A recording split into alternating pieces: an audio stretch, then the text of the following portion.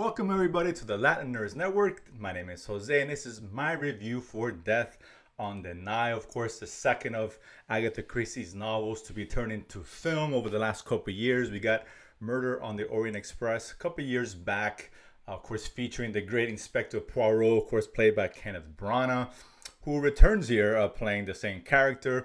And Kenneth Branagh, interestingly enough, directed both films here, and he just got an Oscar nomination for I think Belfast this year a couple of days ago, so good for him.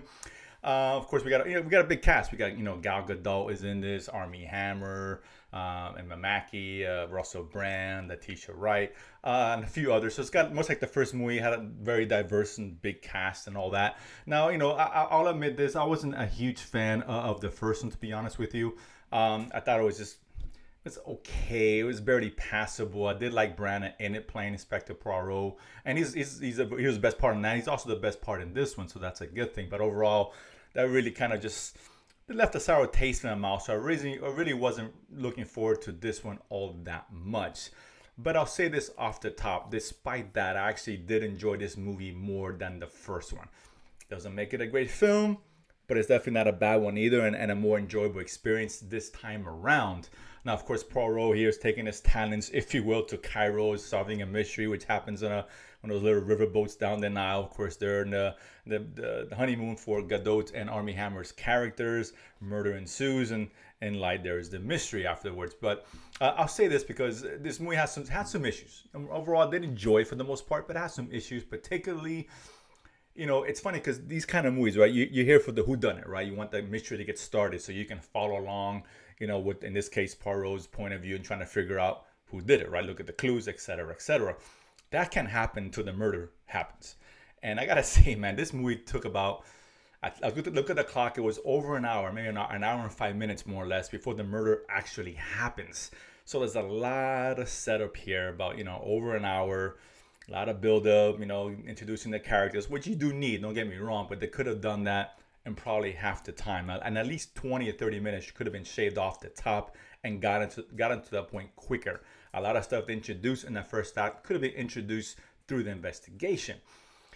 But once that mystery does, finally the murder happens, then the mystery picks up, and that's when the movie picks up, and then that's what you want to see out of this film, right? A good mystery here, like Branagh interrogating everybody, putting the clues together, inevitably finding out who done it, and that part of it came out very well. It's very well executed. There are some good characters here. You follow along, and the mystery is good enough. It throws a lot of red herrings your way, a lot of misdirection. Additional murders do happen. Some surprises, so it keeps you on your toes for the most part, and that's what you want, right? And ultimately it does have a satisfying conclusion. But that being said, this movie lacked some sizzle, some fun to it, and I compared to something like Knives Out, which came out I believe a couple of years ago. Of course, Rian Johnson's murder mystery, whodunit, which I thought was a lot of fun. The characters were outrageous, and looking at having fun with the script and what was happening, but they provide you a very good mystery as well, very well put together. And the mystery here is fine, but it lacked that sizzle, right? That kind of thing that makes it more memorable, makes you keep coming back for more. And this movie kind of lacked that little punch to it, which is unfortunate.